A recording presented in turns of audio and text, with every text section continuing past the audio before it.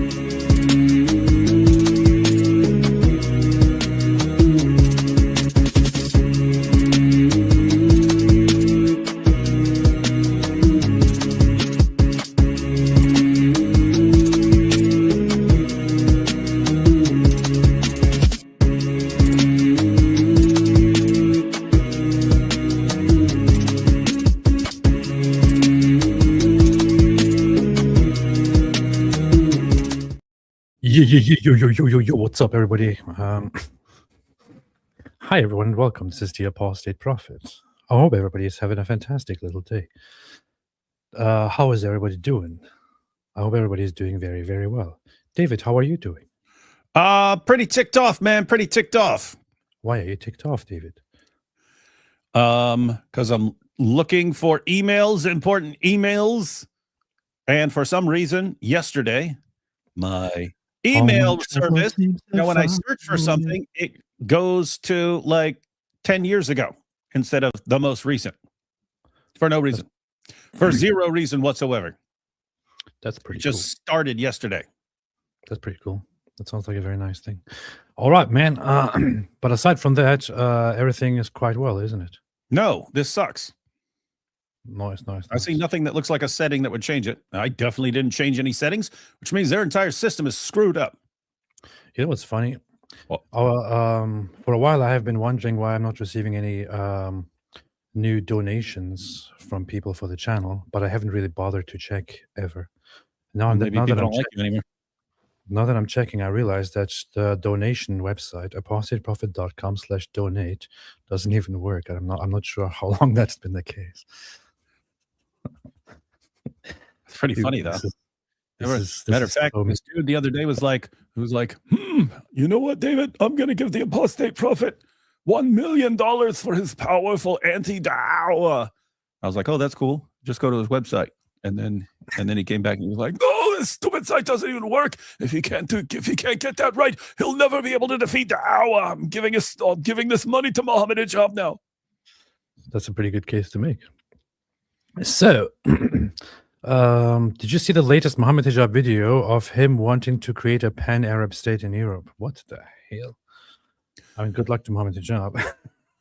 I think that just started circulating again. It was from he was speaking in some like Scandinavian country and he had on some Palestine shirt or something like that. That was from like a year ago or something like that. That's the same one where he said, we have the advantage because they love life and we love death. And so we have an advantage against them. The people, I saw clips from that talk suddenly start circulating again. And I think it was just because when it started trending, Muhammad Hijab started trending on everyone's stuff again because Douglas Murray posted that he was now bankrupt and so on. I think that brought back the hijab clips for people. So very, very powerful. With that said, where the hell's my phone, man? Did you take my phone? Yeah, I did. So, yeah, I haven't seen that, but I haven't. I did see that some things are going viral about Muhammad Hijab again. I guess because of the fact that his losing of the defamation case against Douglas Murray and his subsequent bankruptcy have gone viral. So people started once again resurfacing and sharing dumb stuff that he says and does, which is always very good because Muhammad Hijab is a very, very good representation of Muslims all around the world.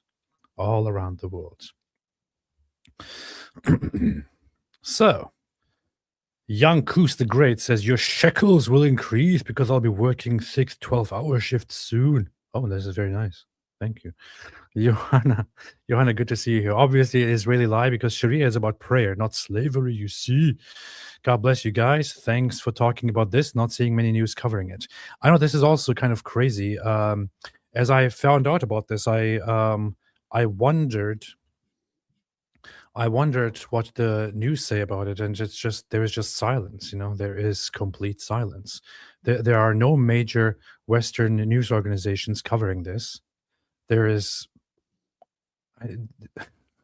it is a country in the year 2026 officially putting slaves and free people back into their criminal code system, and it is being ignored. It is actually being ignored by much of the Western media and Western commentators and all that. And this is not something that should be ignored, because I want to give some context for how messed up the situation actually is. Play a video that many of us may be familiar with from a certain Muslim scholar by the name of Asim al-Hakim, who is a very, very respected Arab, I think Saudi Arabian Muslim scholar, who is all for the bringing back and the reviving of Islam as it actually was in history, as it traditionally was.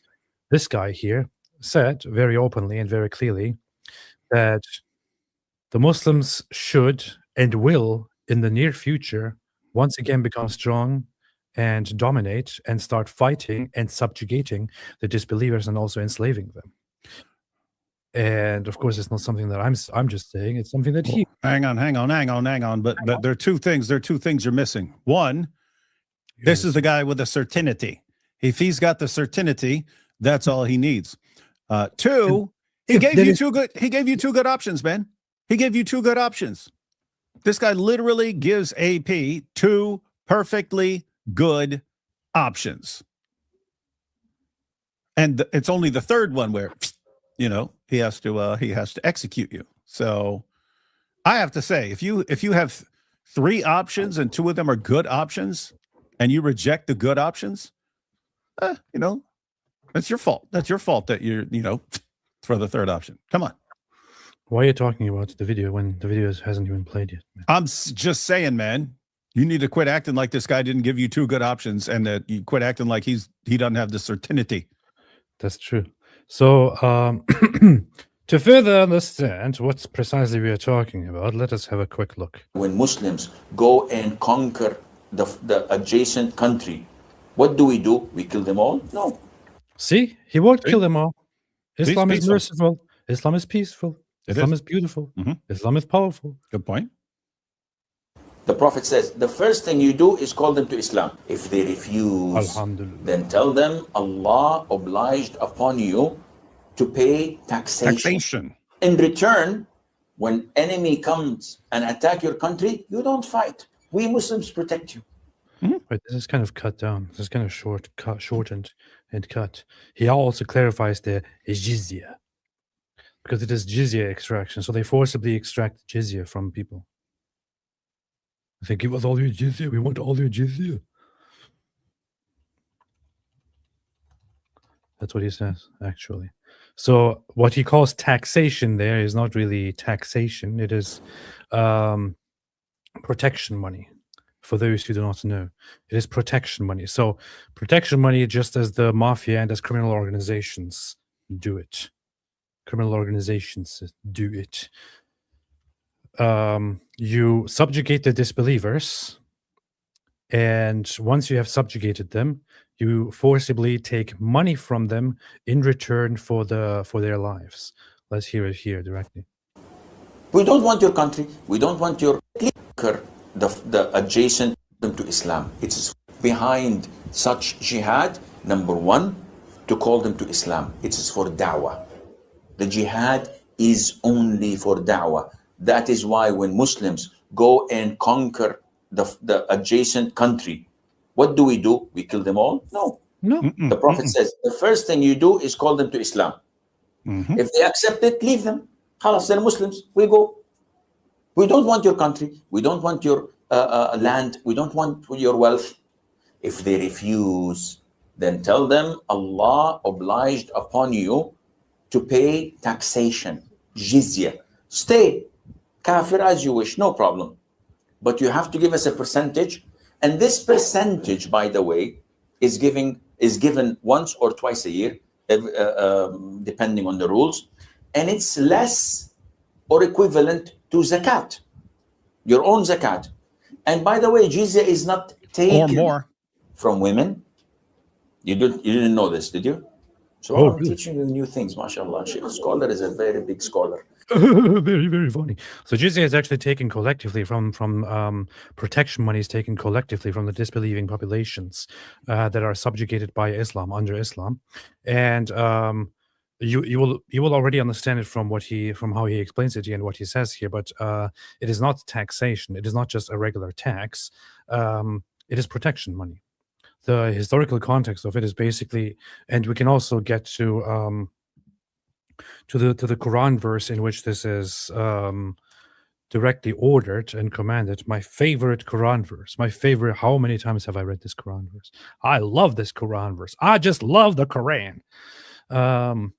Chapter 9, verse 29. Fight against those who do not believe in Allah or in the last day, and who do not consider unlawful what Allah and His Messenger have made unlawful, and who do not adopt the religion of truth from those who were given the scripture, meaning the Christians and the Jews. Fight until they give the jizya willingly while they are humbled.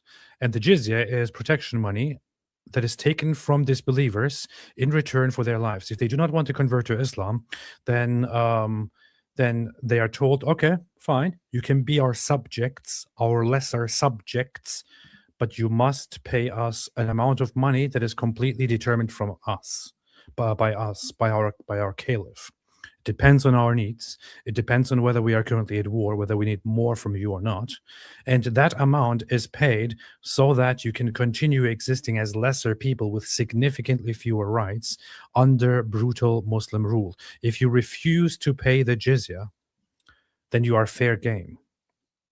Meaning, you have no protection under Islam by the ruler, and anyone coming across you can randomly kill you and would not be punished for it, because you are no longer under the protection of the Islamic leadership. That is what jizya is. It is protection money to make sure that nobody, meaning Muslims and others, harms you. That's it.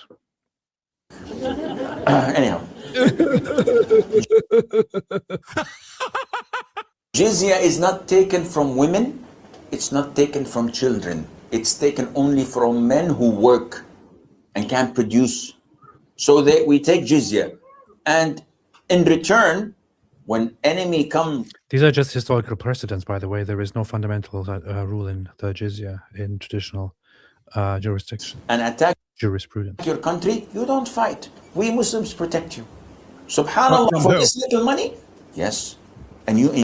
Yeah, protect from who? Who are they protecting us from? From other Muslims.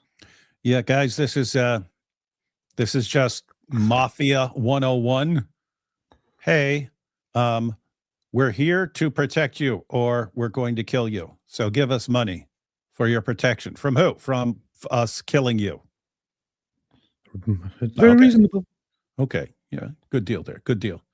Very reasonable. And by the way, when he said, it's a maybe little lower, maybe less, and maybe even the same as zakat.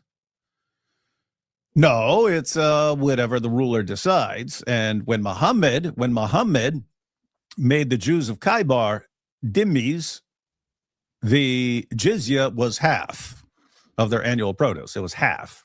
That is way more than zakat, buddy. Alhamdulillah. Alhamdulillah. Enjoy sitting in your homes and in your country and live your life normally. But the ruling is for Sharia. So you do not open nightclubs, you do not fornicate in the streets, you do not, no, Sharia rules, but you live your life, you marry, you... It's so funny how when Muslims explain these things, they always want to make, they always go to the most extreme examples to make you think, oh, it's not actually that bad, Well, under Sharia, you have to be a subject of Sharia, meaning you should not be, having public sexual activities and having nightclubs and things like that. although a nightclub is not really an extreme thing, to be honest. But but it is significantly worse than that. Your rights are brutally restricted if you are a subject under Islam with jizya. It is the dhimmi system. If you want to inform yourself on the issue, study the dhimmi system. Dhimmi system. Dhimmi system. It is based on. It is very based. It is based on historical documents from early Islamic history that have very much established how non-Muslims are supposed to be run or are supposed to be governed by Muslim rulers. Dhimmi, D-H-I-M-M-I, is how historically it was defined. Muslims rule over a non-Muslim population, for example, over Christians, and what they do is Christians are then restricted forever in the future, for example, from wearing Christian symbols. They can no longer build new churches. If their churches are destroyed, they cannot repair or rebuild them. The churches are all supposed to be lower than mosques. If there are churches that are higher than mosques, then they are to be destroyed or turned into mosques. Christians are supposed to always treat the Muslims like their lords. And if they're sitting somewhere in public and the Muslim comes and says, "Hey, get up there, I want to sit there," you're supposed to submit. Otherwise, you're breaking your pact of protection with the Muslims. If a Muslim wants to come into your house because he's tired, you are not supposed to say, "This is my house. You can't come in here." You're supposed to say, "Okay, sure, yes, go ahead. Come into my house, sleep in my bed. I will sleep on the floor somewhere. No problem." This is how Islam is supposed to treat the disbelievers who are conquered by Muslims. This is the system that he's glorifying. And there is no problem for him in glorifying that, because Islam is all about injustice and supremacy and oppression and slavery, as we will see. Have children, you enjoy your life, but publicly, Islam rules.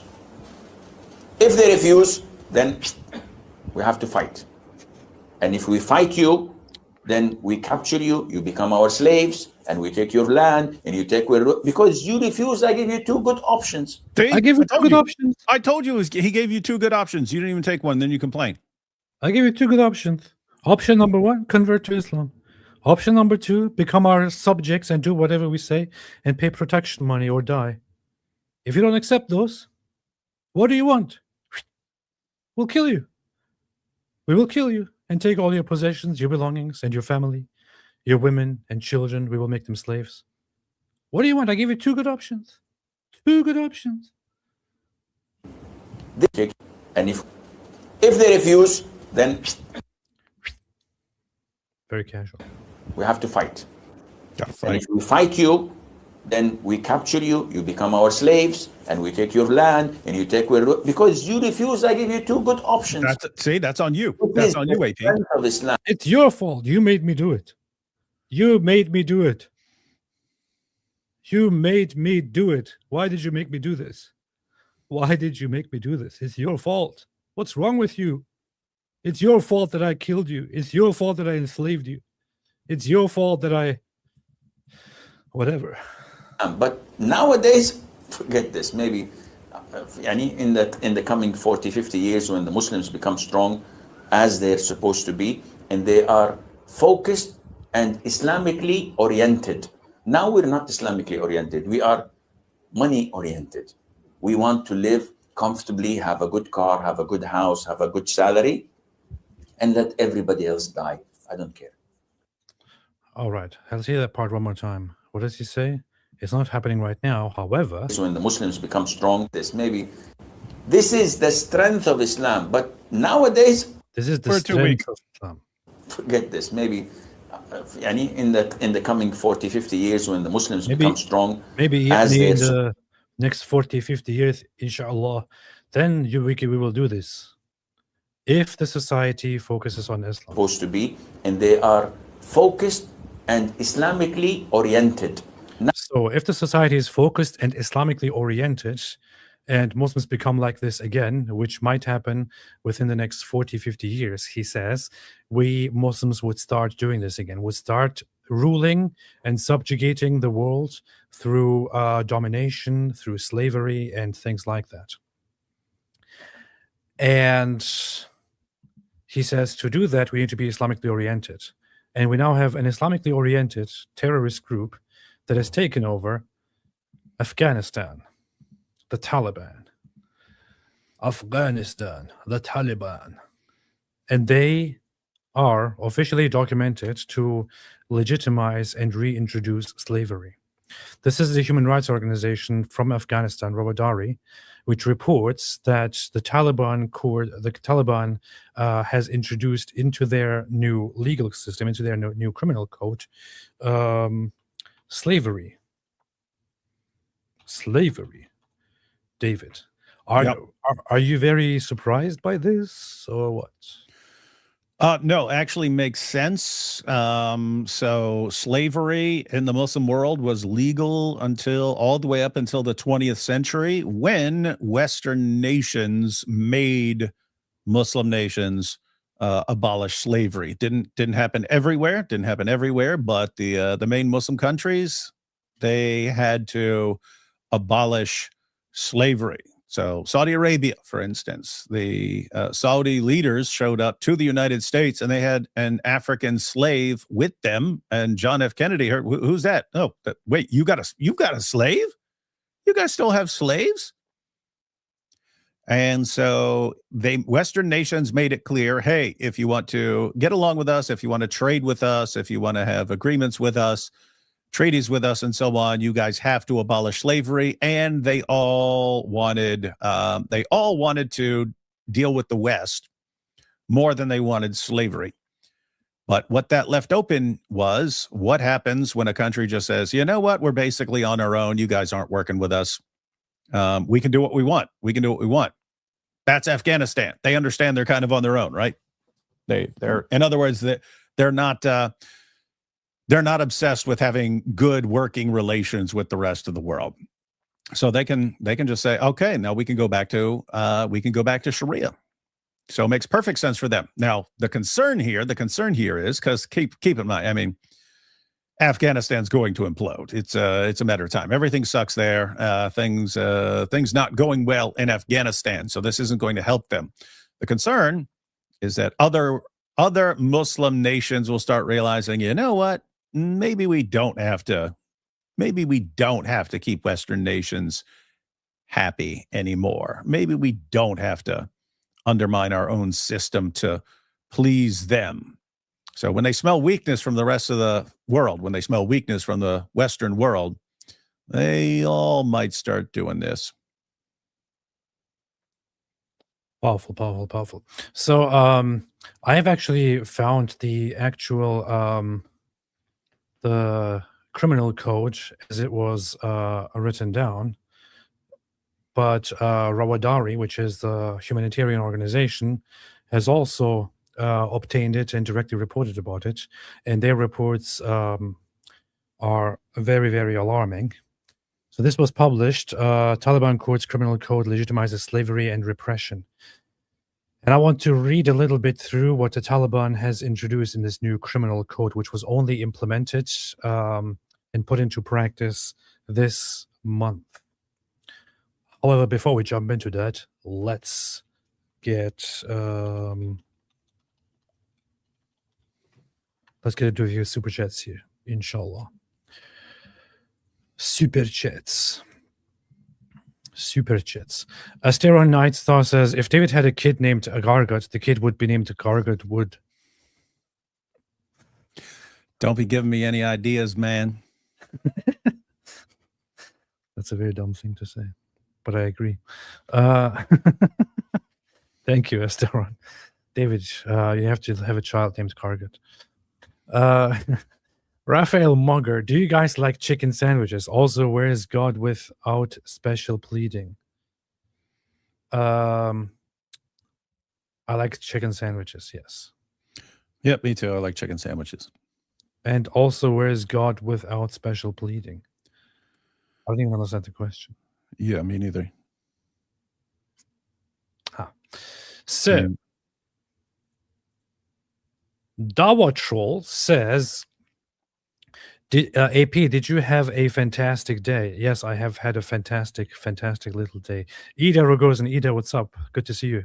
Hello, missed you both. Hope you're doing well. We're doing very, very well. I hope you're doing well too.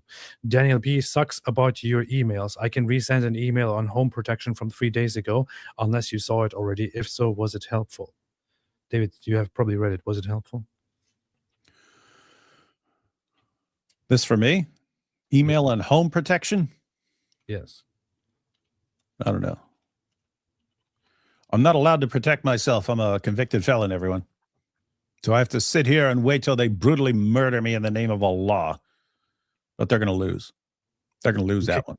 You can get those things. Are they allowed in your place? What? Those non-lethal guns.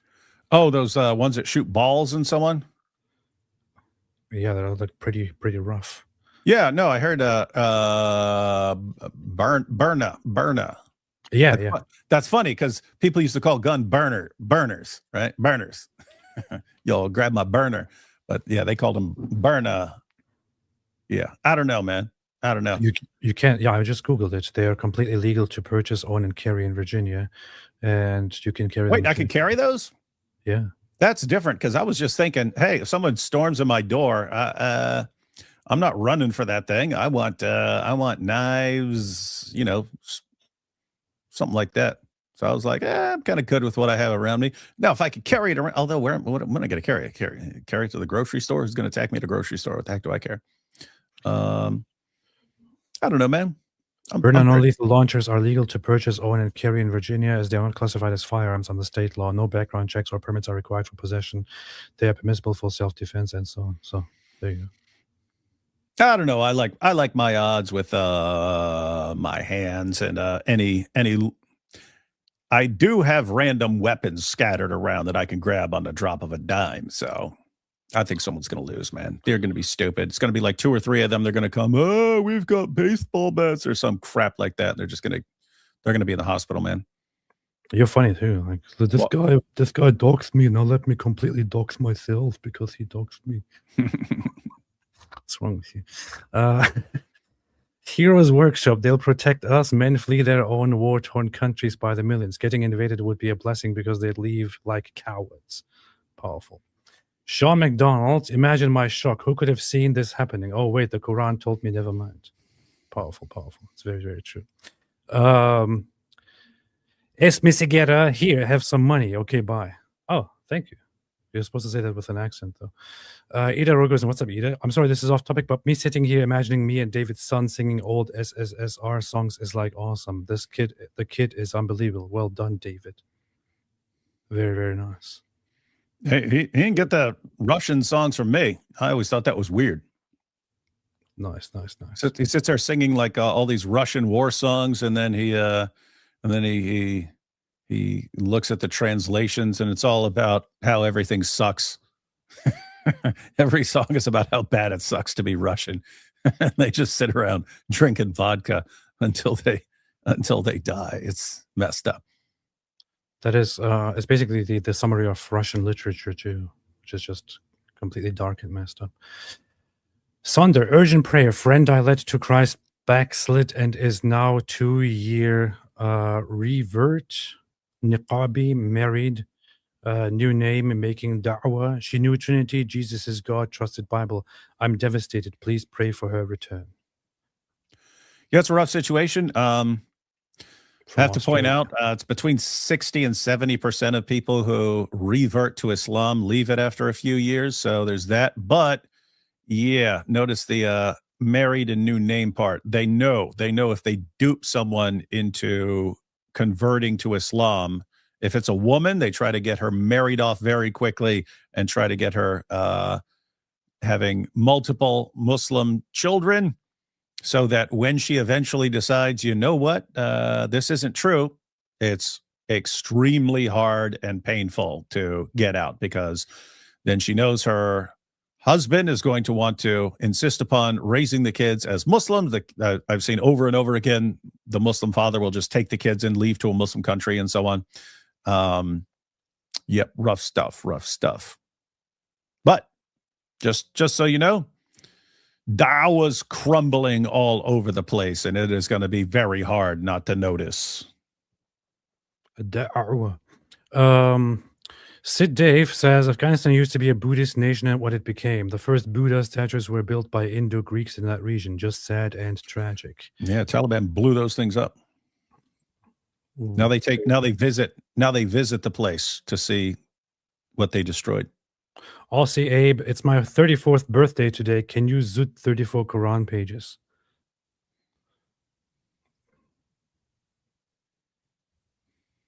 I can.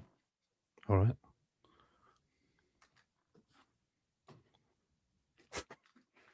What? Nothing. You want to count them out? 1. I just cleaned up this whole room. 2. 3. It was literally an entire trash bag. 4. And then some. 5. 6. 7. 8. Wouldn't ordinarily just do this by request, but 10. you caught us at the right 11. time of 2026. 13. And these guys are doxing everyone. 12. We've got the Quran Demolition Ranch. 14. 15. Got special video for 16. the anniversary of the assassination of Salwan Momika coming up on Thursday. 18. Friday 19. is International Zut Remembrance Day. 20. And so got a special Zut video there. 21. And then DebateCon. 23. 24. 25. 26. 27. 28. 30. 31. 32. 32. 32. 32. Quit lying, man. I'm trying to use up all my beautiful Quran pages, man. That's a good Quran, man. Yo, chat, that was 34 pages, wasn't it? And you made me move my drink because this is what I set my this is my coaster. This Quran is literally my coaster. Yo, chat, come on, man. Yo, chat, yo, what's up, chat? User Tally Mood, not taking the women. We just take the women. Powerful. Olive the Pug says, ask the Coptic Christians of Egypt about paying the jizya tax and how they live the day-to-day in fear of their lives. Difficult situation. Recycle Bin Al. The Americans called the Quran oppressive for less. They didn't need it. Recycle Bin Al. 2 good options. Converting to Islam is not one. Machine Santo. I'd like to buy some collections hadith to educate my people about the horrors of Islam. Do you think it's okay, or would you avoid giving them money at all costs? I don't trust Muslim science. Too easy to manipulate. Yeah, you're not exactly funding a bunch by buying some books. I have tons of Islamic books on the shelves behind me. With that said, you've got all the main collections of hadiths on sunnah.com, so you don't have to pay a penny. It's all online. Sunnah.com. I got them all. I got all the main ones. Powerful. See, no, I'm still clean. No, it's still clean because I didn't want to dirty up my floor again with this garbage. Luke Blaze says, imagine implementing slavery and still thinking you're the good guy. Stay away from Islam. I agree entirely. It is totally based. Eli, very, very good to see you here. Eli Shamoon made a super chat of $200. Yo, Eli. Says, love you both. Thank you, Eli, as always, and very, very happy to see you here. I'll be seeing Eli next week. God bless you all. If you're seeing him next week, then I'm probably seeing him too, right? Wrong. Is that what you're talking about? Oh, okay, fine. User Talmud Islam, what's not to love?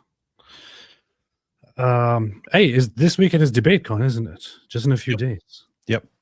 Hey, everybody, this weekend is DebateCon. In fact, let me just put this out there. DebateCon is in a few days. David and I and Inspiring Philosophy will be there, and also among those people that you love very much. I know lots of people are great fans of Daniel Kikuchu. Daniel Kikuchu is also going to be there. So anyone who wants to come and see Daniel Kikuchu or David or IP or even me should go and get some tickets. I'm going to put the link. Come to DebateCon. I'm going to put the link here into the chat and pin it so that everyone can Pin it to win it. everyone can click on it directly and get their tickets. So if you want to come and meet up and have a good time, we're going to be in Houston, Texas this weekend. All of us, we will be there. We will be debating. We will be having fun. We will be partying. Apparently, I don't know. Get your tickets and join us there. Let's see each other there.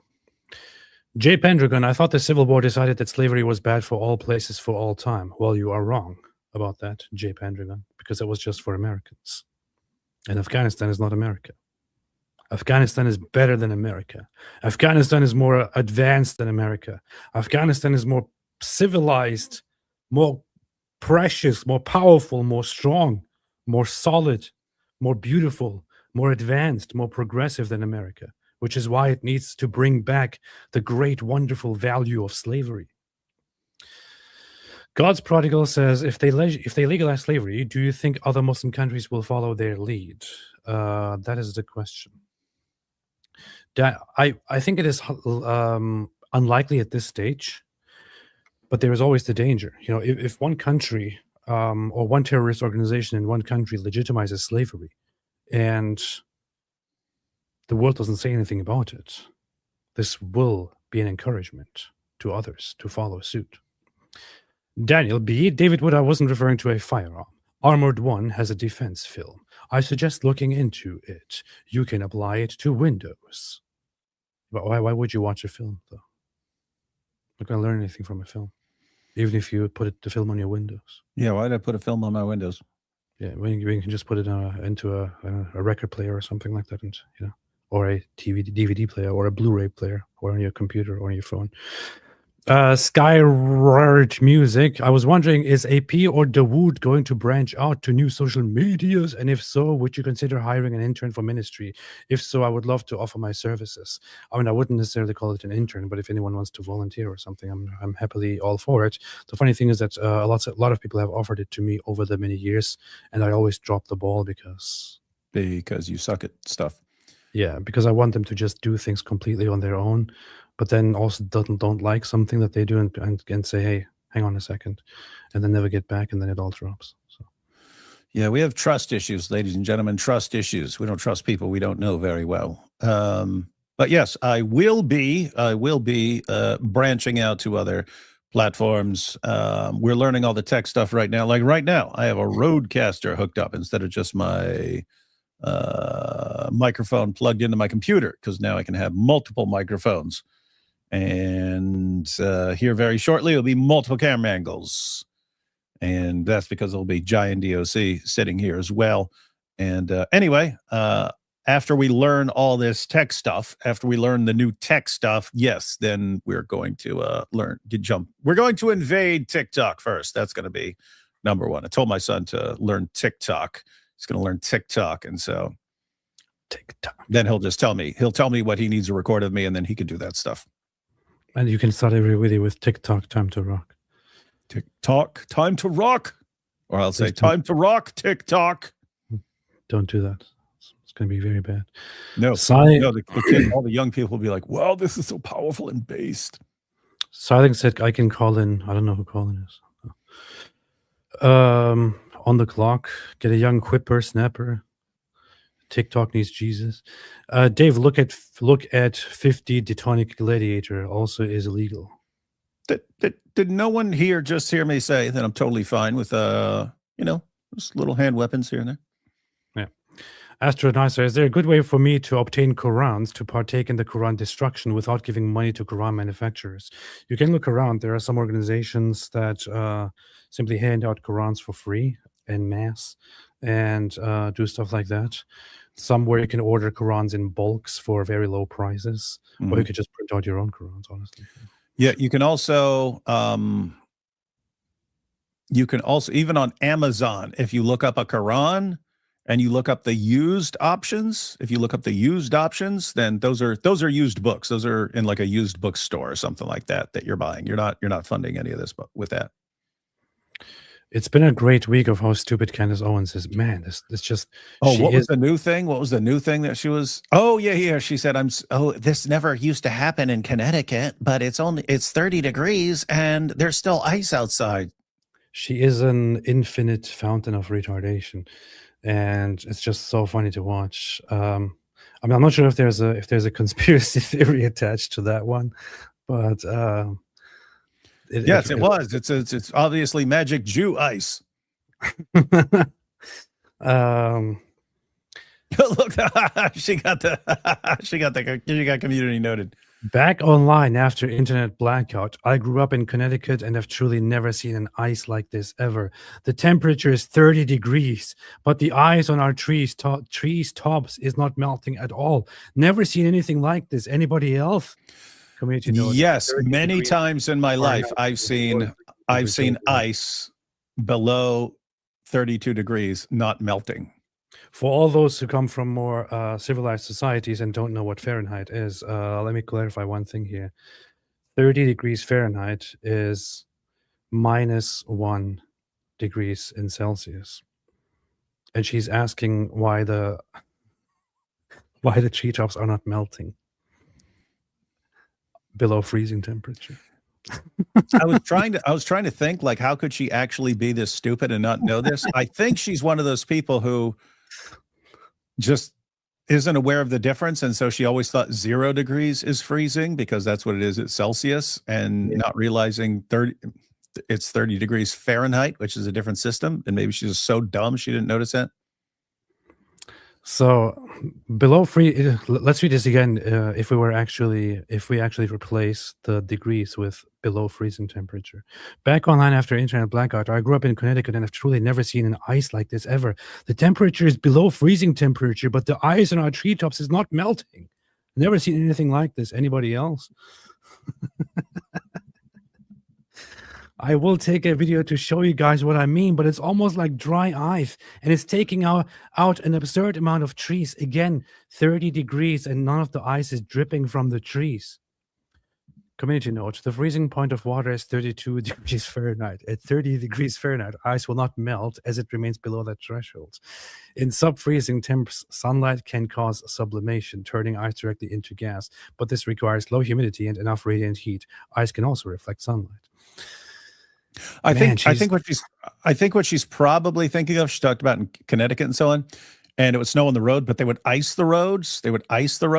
And that significantly lowers the point at which the ice will melt. And so I think she's saying, oh, I've seen it 30 degrees before where the ice was melting on the road. Yeah, that's because they put salt all over it. Nope. It means that science is fake and gay. That's what. I forgot. She does say that. It's fake and gay, guys. Okay. So, okay, guys, all right. Jews traveled from the future with their ice machine, and they brought a bunch of ice from the future where it doesn't melt at 30 degrees. Yeah. And they did this just to shoot you. All right, let's continue. One more final super chat before we move on. Aussie8, my wife bought me an epic gift. Yours was better. Nice. See? In your face. I have no idea what that means. All right. Thank you. Thank you, Aussie.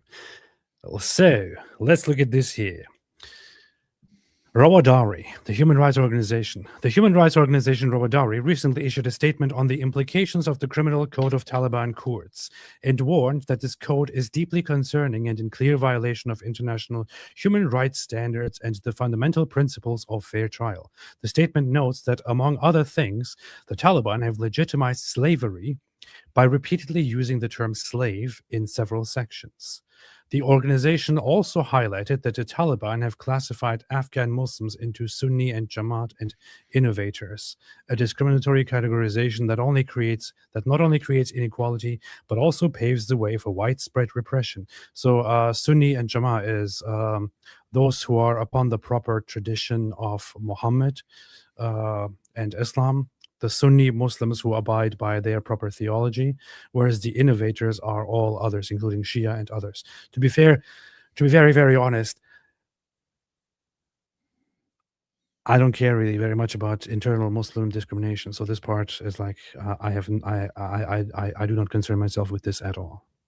Maybe I should, but honestly, I do not. Pretty rough. Muhammad said all innovators go to hell. I could not give a single thought. See, AP doesn't care that all these people are going to hell, according to this. Rawadari stated that the criminal code of Taliban courts, after being signed by Mullah Hibatullah, the supreme leader of the group, has been sent to provincial judicial institutions for implementation. The code is organized into 3 chapters, 10 sections, and 119 articles. In a statement, Rawadari expressed serious concern about the Taliban courts code, stating that it is in direct contradiction with international human rights standards and so on. According to the organization, the code formally and legally envisions discrimination against religious minorities and the suppression of fundamental freedoms, including violations of human dignity, freedom of expression and thought, and arbitrary detention and punishment. Very, very big surprise. Who would have thought that an Islamist terrorist organization would actually do such a thing? I don't know. This is shocking to me. According to Rawadari, the Taliban's code does not comply with any basic standards of fair trial. Okay, this is quite verbose. Risk of increased discrimination and suppression of religious freedoms. The organization stated that Article 2, Clause 8 of the Taliban Court's Criminal Code describes followers of the Hanafi school as Muslims. This is the one of the 4 Sunni jurisprudential schools that the Taliban itself follows, which is popular in Afghanistan and also countries like Turkey, for example. While followers of other faiths and beliefs outside Sunni and Jamaat are labeled as innovators or heretics. According to Rawadari, this discriminatory clarification in a country home to multiple religious minorities, including 12 Shias, Ismailis, followers of other Islamic currents, such as Ahl Hadith, as well as Sikhs and Hindus, directly violates the principles of non-discrimination based on religion. Rawadari added that labeling individuals as innovators and granting unlimited powers to Taliban judicial institutions enables widespread repression, deprivation of legal protection, and arbitrary punishment of religious minorities. Rawadari further noted that Article 14 of the Taliban Code allows, with the permission of the Imam, the killing of criminals to ensure public benefit. That sounds very cute. I'm going to kill you for public benefit, including those who defend false beliefs contrary to Islam, and those who invite others to these beliefs, innovators and corruptors. This is a very, very serious, accusation here.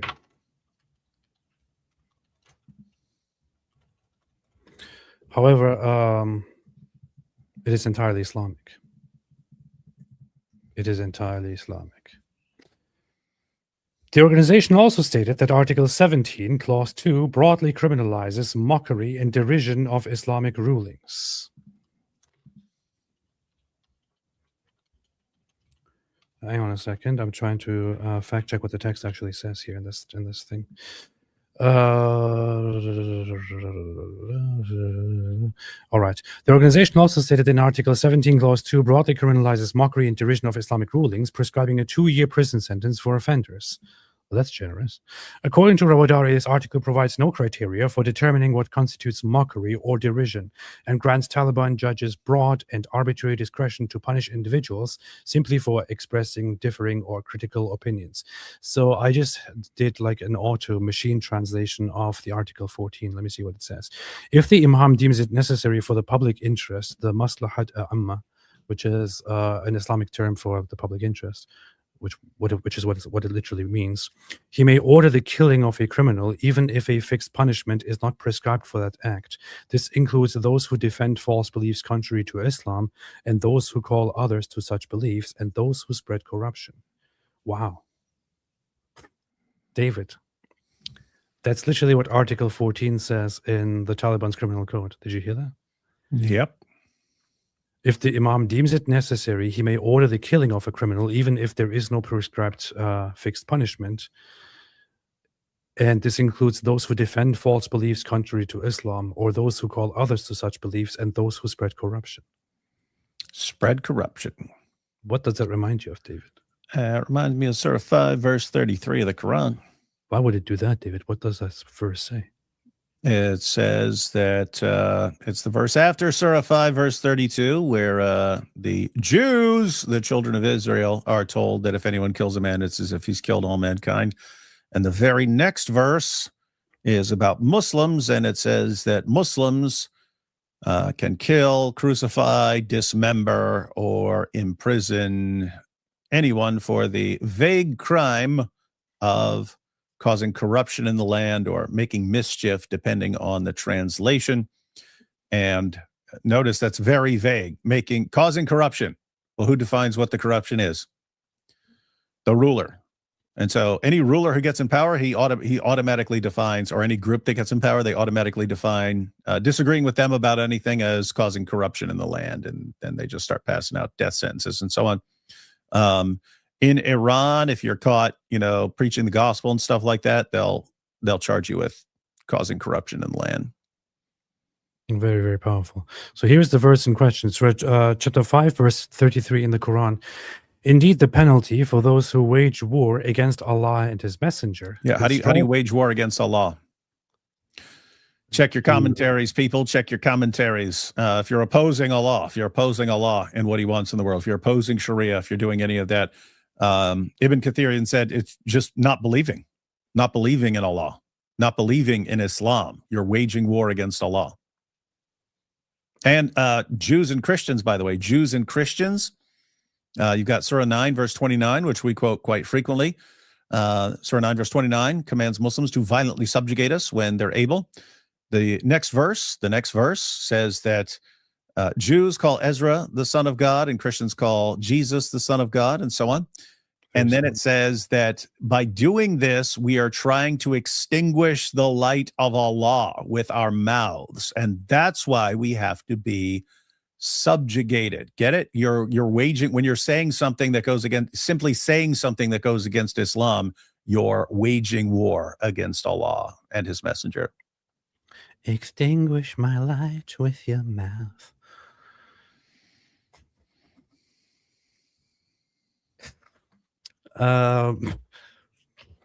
Sorry. So what I did was literally to give the article, to give the entire criminal code to ChatGPT and have it translate to me directly from the document, since there is no complete translation of the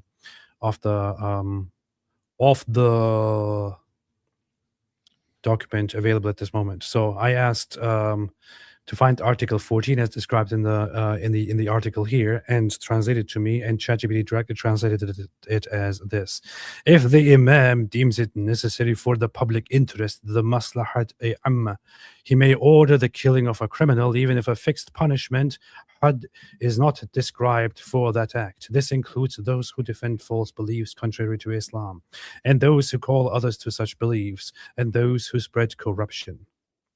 Very based traditional Islam. There you go. This is what Islam is. Islam is oppression and killing and murder. Rodari further highlighted that under Article 26 of the Taliban Code, Hanafi followers are prohibited from leaving their religion and, if proven before a judge, face a 2-year prison sentence. Yeah, that's pretty cool. They're supposed to be killed. Why a 2-year prison sentence? David, are they softening Islam here? What is yeah, happening? They're very nice. See, the Taliban's going full moderate, full libtard. The organization emphasized that this ruling, which constitutes a clear violation of freedom of religion and belief, particularly endangers Salafis. Poor Salafis, man. What the heck? Why's everyone got a problem with the Salafis, man? I'm sorry, but who in the hell cares about the well-being of Salafis? It's poor Salafis, man. Exposing them to all they want to arbitrary do is execute us all, man. And then no one cares about them. A serious concern given the Taliban treatment of these groups over the past 4 years. To be honest, I don't give a fig. Increase in arbitrary detention and punishment. Robadari stated that Article 2, Clause 11 of the Taliban Code redefines rebels as corrupt actors whose harm is public and cannot be corrected without killing. Based. The organization stressed that this provision grants Taliban judicial and other institutions broad and dangerous authority to kill opponents, critics, and human rights activists under this label without guaranteeing the right to defense or a fair trial. The statement added that Article 4, Clause 6 allows any Muslim who sees sinners committing a sin to punish them. According to Rawadari, this provision even grants ordinary individuals, morality police, and Taliban-aligned clerics the authority to punish others. Rawadari emphasized that these provisions seriously violate the rights to personal freedom and security, and so on. Moreover, Article 2, Clause 14 specifies that in crimes subject to hudud and diya punishments, only the act itself is considered and the offender's character is disregarded. So if somebody commits an act that carries a corporal punishment, that person is just punished without, whatever. This here is very funny. Rawadari also noted that Article 59 criminalizes dancing and watching it. Smart. So Article 59 criminalizes dancing and watching dancing. If you like watching dances, you better be careful, because you are a criminal in Afghanistan.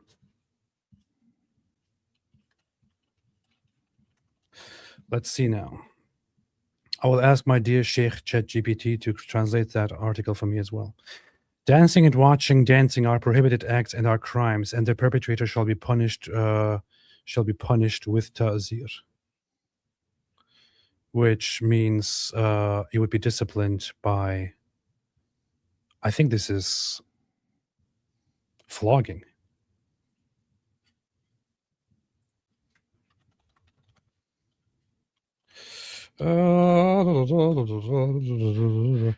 Discretionary non-fixed punishments in Islamic in Islamic law for offenses not covered by hudud or qisas. It covers crimes against public or private interests, such as fraud, forgery, and so on.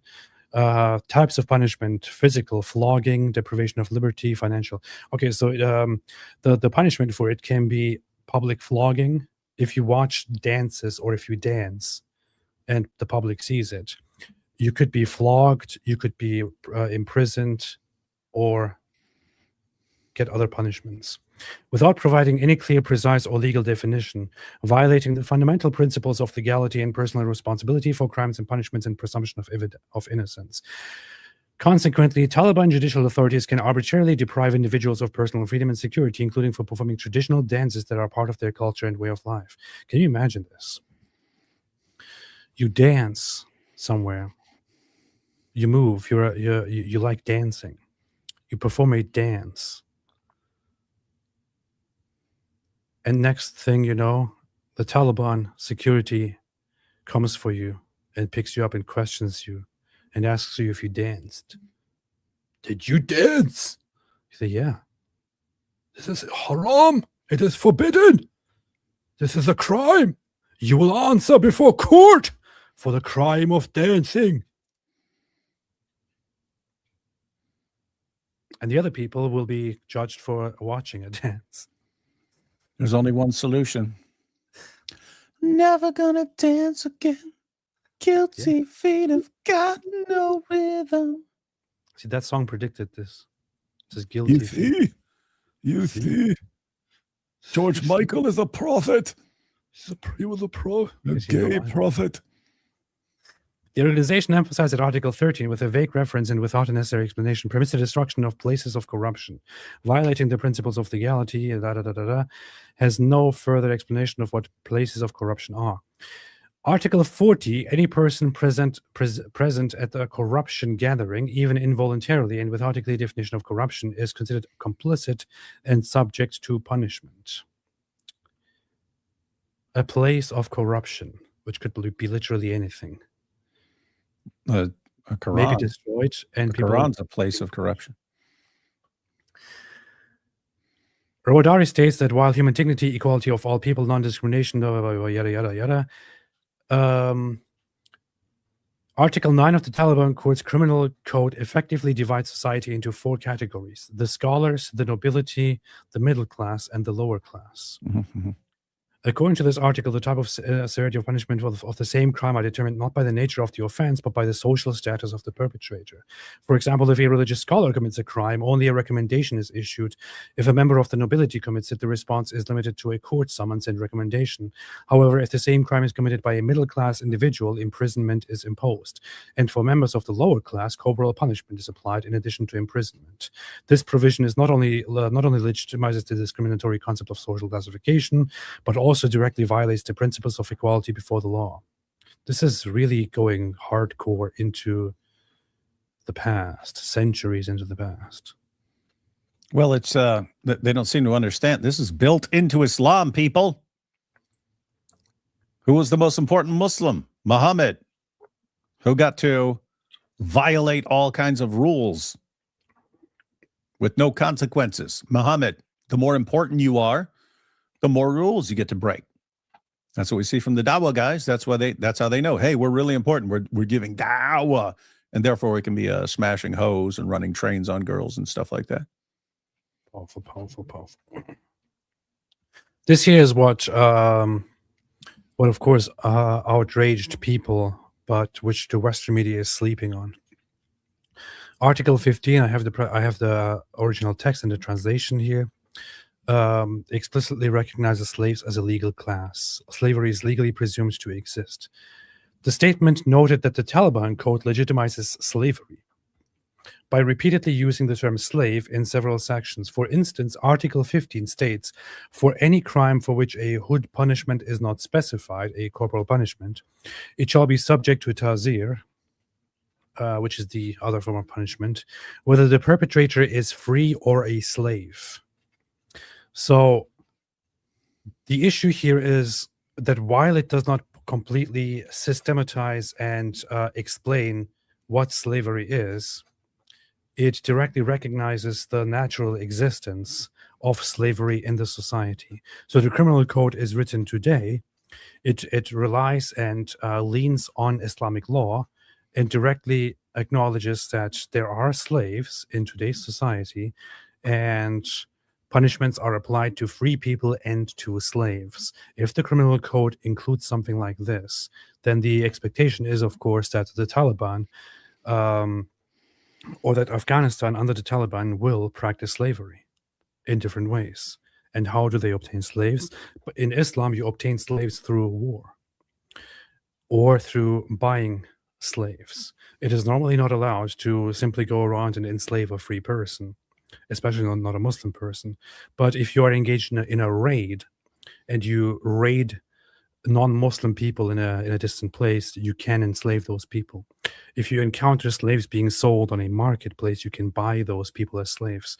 If you are part of a fight, a battle, or a war, you can go and enslave your opponents. If you kill the men, you can enslave their children and their women. This is entirely Islamic.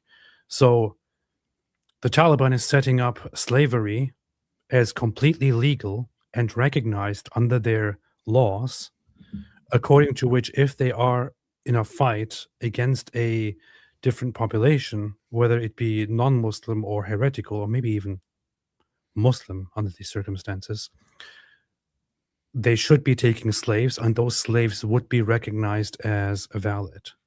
This could be preparation for a future war or for a future environment where they want to be part of a caliphate or establish a caliphate and want to expand further. Now, here's the thing. I'm not concerned because we're dealing with the Taliban. These are a bunch of goat-raping, perverted, underdeveloped cave people who can't get anything done. So I'm not concerned that this will escalate into a huge empire, like a caliphate of Islam or anything like that. These guys are a bunch of underdeveloped cave people. However, they are setting this up and setting an example for Muslim societies. What do you think, David? I'm trying to think. They are kind of you see a different trend in places like Saudi Arabia and so on. They're trying to become more Western friendly. The Taliban saying, screw it. So yeah, the concern would be that it somehow works You want this to fail. You want this to fail in such epic fashion that no other Muslim nation thinks about doing this, going back to this. And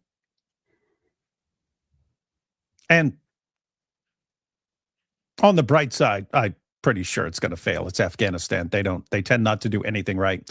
The only thing they're good at is when someone comes into their country because things suck so bad for them that they're quite comfortable going and just living in caves for years and waiting people out until they can, and people get sick of it, and then going out and kicking the people out. They did that to a couple of the most powerful nations the world has ever seen. So they're good at one thing, but they suck at just being on their own. And so probably going to fail. Making a functioning nation is one thing they're really, really bad at. So when I said cave people, I was actually making that point. I know.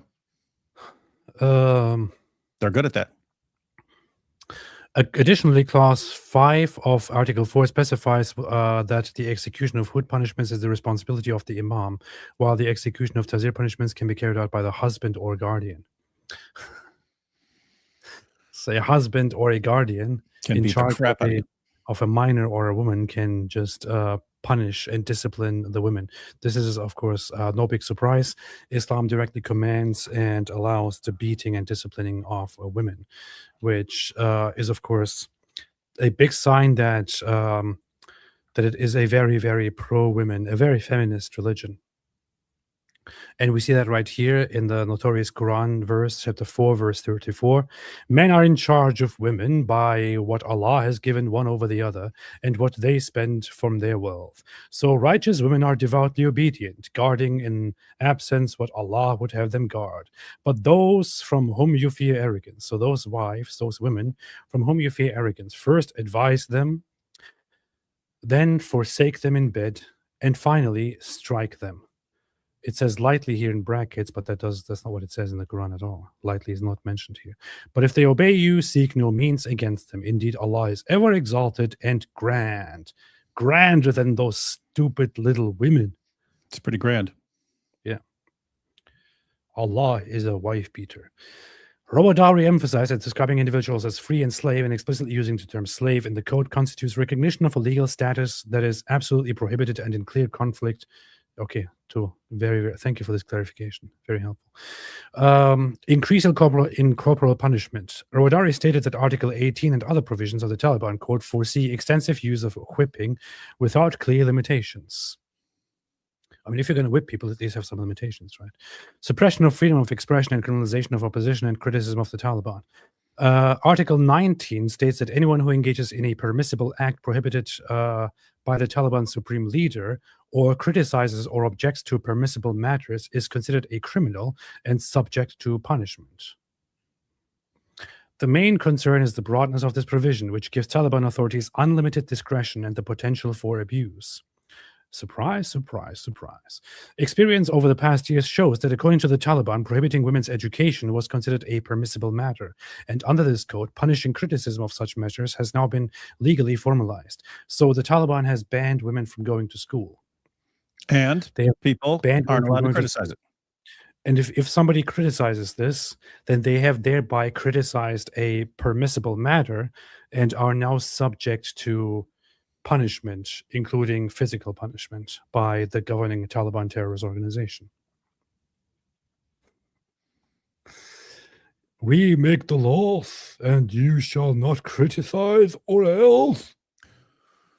If you tell me I'm wrong about something, I'll beat the crap out of you. So apparently the only things that you are allowed to criticize is if the government did something that is Islamically impermissible. They're just flat out not allowed to do it. And then you would apparently, I guess, be allowed to criticize them. Mm-hmm. This is a very funny video. Shows you the messed up nature of the Taliban. So this is a women's organization from Afghanistan. Taliban celebrate closure of girls' school by dancing in their empty classroom. In Afghanistan, girls are banned from attending school beyond 6th grade. Over 2.2 million girls and women have been barred from secondary and higher education. Wait a minute, they're dancing. Isn't this illegal? David, why are they dancing? This should be illegal. Well, in their defense, they are dancing like homos, and that's perfectly acceptable among Afghani men. Look at these guys twerking. Taliban twerking. You should post this as a separate clip and just call it Taliban twerking. Hey, you should use one of those dumb AI programs to just have these guys twerking the whole time. I will work on that tonight. And here is also another update from the women from Afghanistan. The Afghan Minister of Education confirms that access to schools for women in the country is permanently banned. I don't think we can understand what he's saying.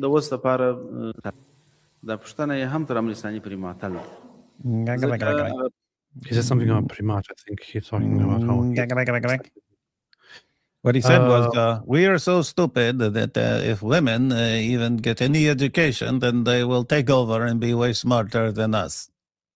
Powerful. Powerful, powerful, powerful. That guy looks like AP. That was me, literally.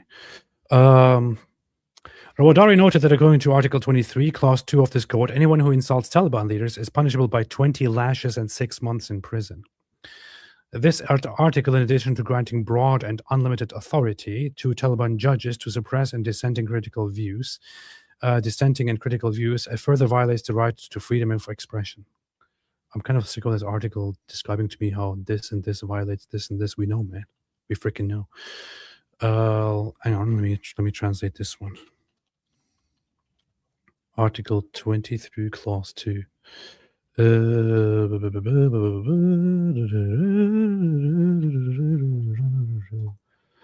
Let's see. Original wording and so on. Translation. Any person who insults or demeans the emir, the leader, or the officials of the Islamic Emirate shall be sentenced to 6 months imprisonment and 20 lashes. Dang. Any person who insults or demeans the emir, so the leader of the Taliban in the country. Hey, screw that emir. The leader under an emir, it is done. Or the officials of the Islamic Emirate shall be sentenced to 6 months imprisonment and 20 lashes. So if you say something that is offensive, if you criticize the Taliban in an offensive way, you may be punished. You may be sentenced to 6 months imprisonment and 20 lashes. Damn, boy. 20 is kind of low, but still, need to up those numbers. Rawadari stated that under Article 24, any individual who witnesses or is aware of destructive activities of regime opponents but does not act against them or report them to Taliban authorities is considered a criminal. Judges can punish witnesses or informants with up to 2 years in prison. Based. It is totally based.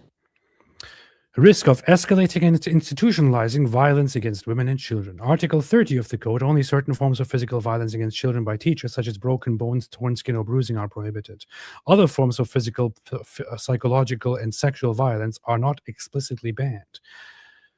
According to Rawadari, the Taliban court's code indirectly legitimizes other forms of abuse and mistreatment rather than imposing a complete prohibition on violence against children, violating the principle of special protection and human dignity of children. Article 48 also allows a father to punish his 10-year-old son for perceived benefit, such as missing prayers or other matters. This is not surprising because Islam itself allows and encourages this. Yeah, it's like whatever this organization is, it's like, hey, these guys are going in an Islamic direction instead of going with what the rest of the world would say is really basic fundamental ethics. And that's, oh my goodness, we can't believe they're going with the rest of the world's just basic fundamental ethics 101 stuff. They're going with Islam. Well, what do you think these guys were going to do? If a teacher beats a student in such a way that it causes broken bones, torn skin, or bruising, he commits a crime and shall be punished by ta'zir. The other one, Article 48, a father may, for the purpose of discipline and perceived benefit, punish his 10-year-old son for neglecting prayer or similar matters. Nice. Mm-hmm. Cool, cool, cool. bathed. The organization emphasizes the Taliban Courts Code takes a discriminatory approach to combating violence against women. Article 32 stipulates that only if a husband beats his wife with a stick resulting in severe injury, such as wounds or bruising, and the wife can prove this before a judge, will the husband be sentenced to 15 days in prison. And the wife can prove this before a judge. Yeah, if he can prove that's the key creepy part. And the wife can prove this before a judge. So she goes in there and says, hey, he beat me and broke my arm. And he says, no, she fell off camel. Furthermore, other forms of physical, psychological, and sexual violence against women are not explicitly prohibited and are ignored in the code. I have just, I looked at what Article 31 and 32 and 33 are saying. 31 says, if a man beats his wife for the purpose of discipline and no severe injury is inflicted, it is not considered a crime. Mm-hmm. How could you? How could you consider it a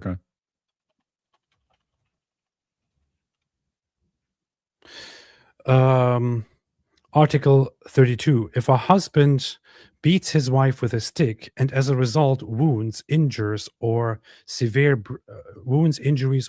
bruising are caused, and the woman is able to prove this before a judge, the husband shall be sentenced to 15 days imprisonment. In cases where the harm is minor or its proof is not possible, the criminal claim shall not be pursued. So if the man only beats her and it results in a minor injury or minor wound, then it's not a crime. It should just be thrown out. He beat you, he caused a little bruising, he caused a little injury. So what? You're a woman. You're supposed to be disciplined. Get the heck out of here. That's it, basically. Powerful. Furthermore, Clause 5 of Article 4 states that hood punishments are carried out by the imam, and also the man. So, there you go. These are only some of the many problematic parts of the Taliban's new criminal code, according to which slavery is now formally recognized. Congratulations. Killing random people for criticizing the Taliban is now directly codified and legalized and commanded. Guardians can punish whoever they are in charge of. Men can beat their wives, officially recognized. And it is explicitly told that judges should not consider it a crime if a man beats his wife, because it's not a big deal. Beating children is cool. Discriminating against different minorities is okay. If somebody spreads beliefs that are contrary to Islam, that person can be killed. If somebody witnesses someone doing something corrupt, they can directly punish them. This can be handled in court, whatever that means. And so on and so forth. I'm still kind of surprised that the apostasy penalty only carries a 2-year prison sentence. They're getting soft on us, man. They're moderate, man. So we finally have a moderate Muslim nation. Mish, what's up, Mish? How you doing?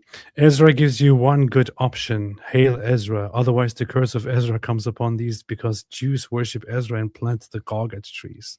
Yes. Giovanni Garcia. Hey, David Wood. Hey, AP. Be a man. Ben Amin. It says Ben Amin. It says Ben Amin. Ben Amin. Ben Amin. Aaron Harlow, I want to share this on Facebook and inform people about it. What are the specific Islamic sources that encourage slavery I can cite?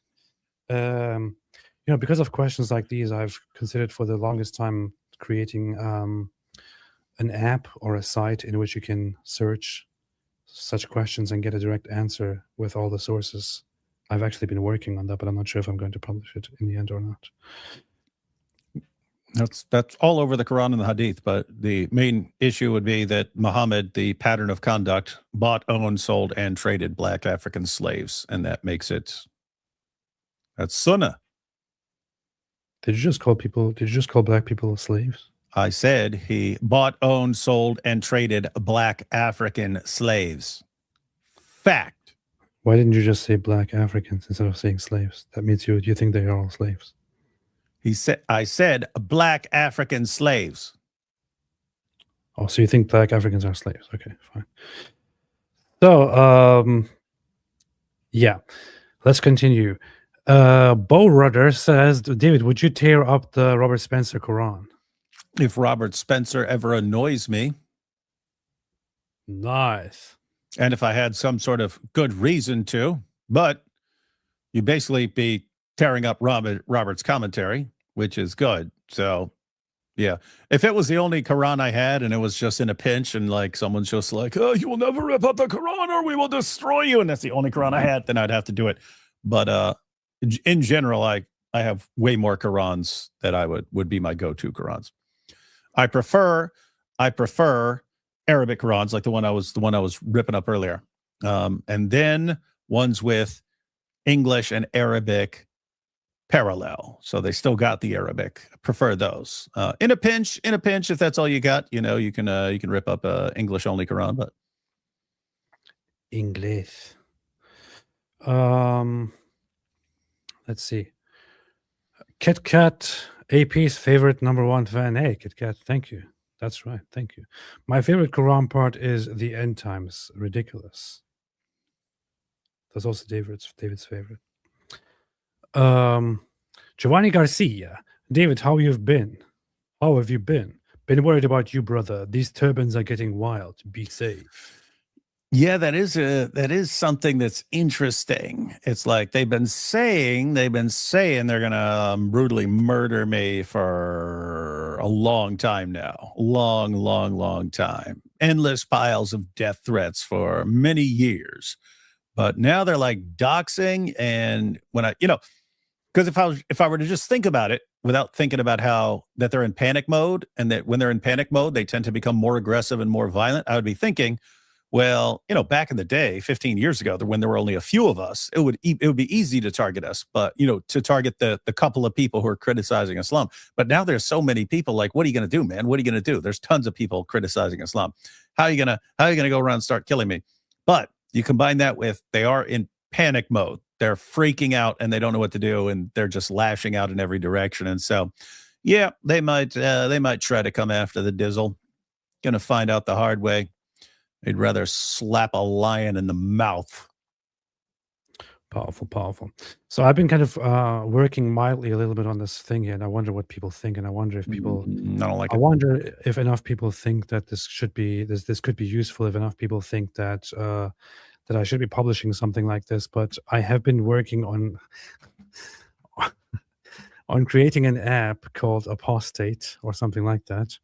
And you would download the app. How are you? Where are you going to download the app from? On your phone. Yeah. No, you have to. You have to. Where? On Google Play Store or on the Apple Store. Okay, and the apps have to get approval from those places. Yes. And do you think this would get approval? I could try.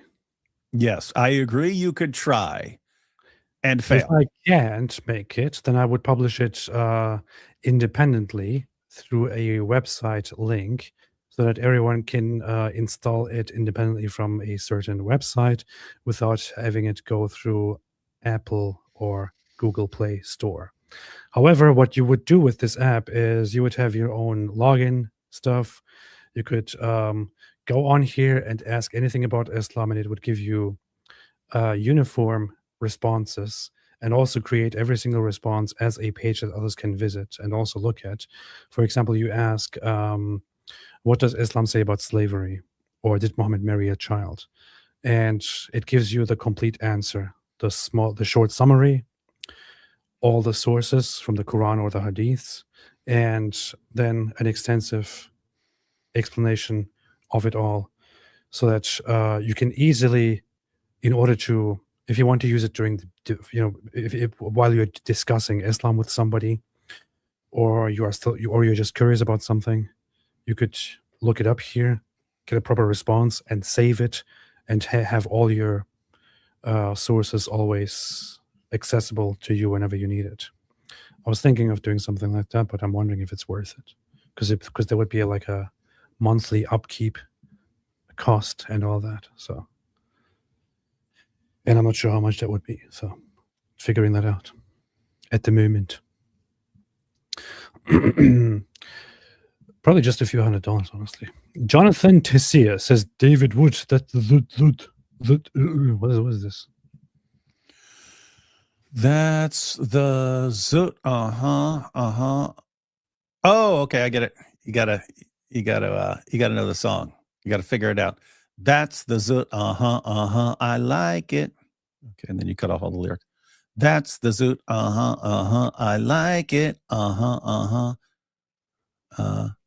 When you take me by the leather strap, tell me I'm your loving Hories.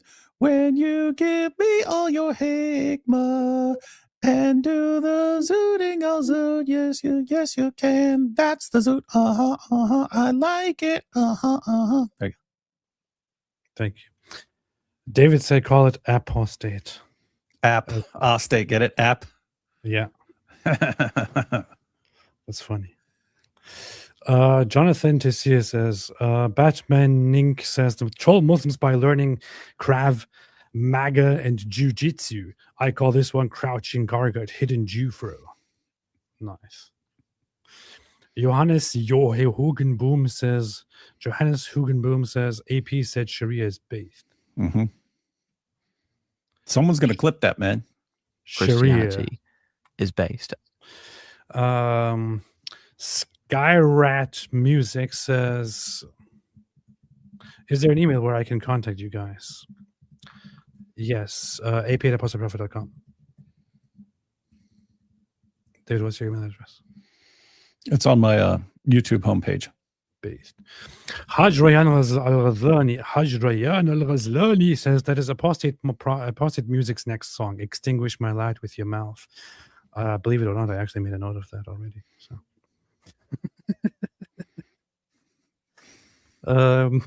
Imno Legacy says, but I'll take the screenshot here to hurry up with that. Imno Legacy, Safety Dance remix incoming. Maybe.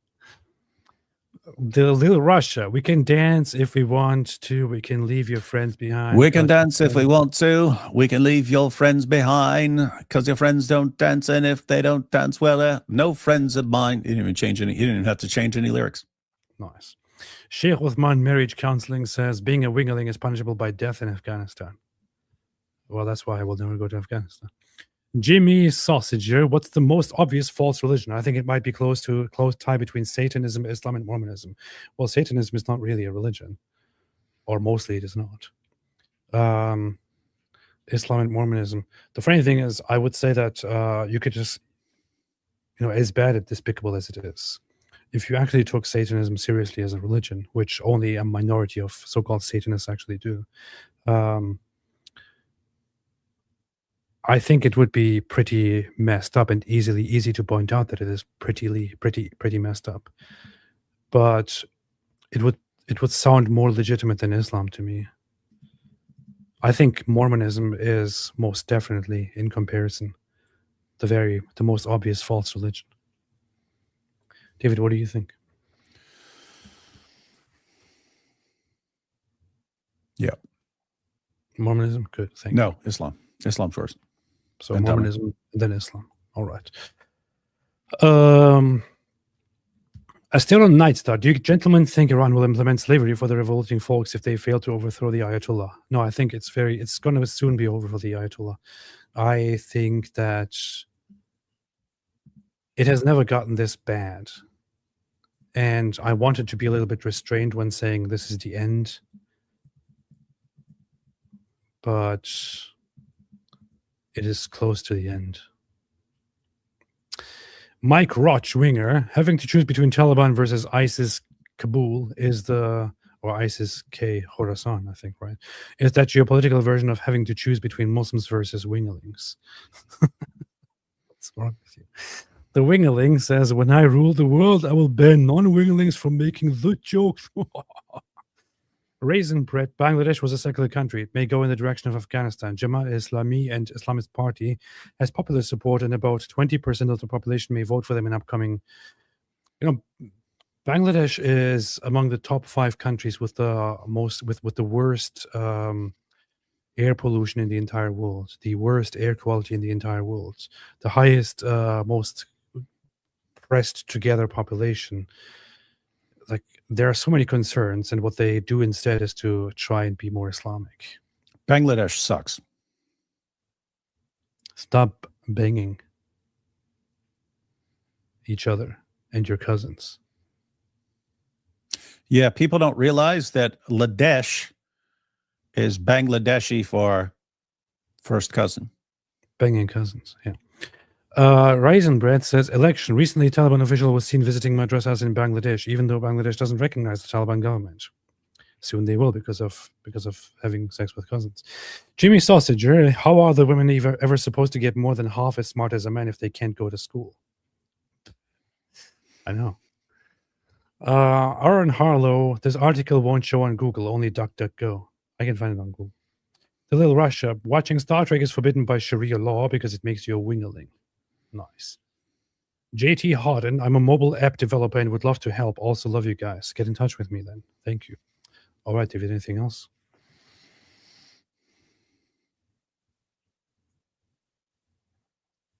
Are you about to close it out? Yeah. Hey guys, I want to urge everyone again. There is a debate in Houston, which is what the heck, man? What? I had something to say before you rudely interrupted me. You can still say it, but yes, go ahead. Hey, some of these guys who watch are really good at using AI to make some graphics. I've got a video right now that I'm working on. If anyone wants to message me and take a few minutes with your AI skills and make me a couple graphics for the video, I could have it up in the morning. Otherwise, I'm going to have to figure it out myself, and this is going to take a little while. There's a short video. It's only like probably 6 minutes long, but I need a couple of good graphics for it. So a couple of you with because they send me after every show when I'm like blurting out stuff, they send me cool graphics afterwards. But anyway, if anyone wants to email me, you know who you are. You can email me, and I'll tell you a couple graphics I need real quick. Urinating upon one another. That's what they do. I just want to point out that once again, there is a debate upcoming in DebateCon 7 this weekend on Saturday in Texas, Houston. You can get your tickets. I put the link to it into the chat. So if you want to come and participate, get your tickets, and let's see each other this weekend in Houston, Texas. You want to come hang out with the big dogs? Come hang out with AP and IP, D Wood, and more importantly, Daniel Hakikachu, Jake. Wait a minute, they're both there. Jake and Daniel are both there, man. Oh, damn. I didn't think about that. What? Fight. The Little Russia said, "Hey, we should be running back and forth. We should be running back and forth and be like, hey, Daniel, what do you think? What do you think of Jake? Oh yeah." And then we run back to Jake. Hey, Jake, you know what he just said about you? And then Jake will say something. Then we run back. We just keep running back and forth. Very mature, David. Very mature. Why don't you leave them alone? Hey, that's all. The Little Russia alone. You don't have to make an app. You could also do a web app. And so on, and people could access it with a browser, and you could host your app as a website. No Apple or Google. You need to figure that out because, Apple and Google. I know, but it would be much smoother to have it as an app. But it would be. I'm just saying you do need a backup plan. Consideration, inshallah. All right, man. See y'all this weekend at Houston, Texas DebateCon. Although I will probably be live again tomorrow or on Thursday. With that said, David, anything else? Oh, oops. All right, man. See y'all very, very soon. Thanks for watching. Don't be a slave. Don't enslave people. Don't murder people. Don't rape people. Don't be a menace. Don't be a menace to society while drinking gin and juice in the hood. Yes. Don't go into a random shop and shoot the cashier because he said something about your mom. And don't enslave people. And also, stay away from Islam.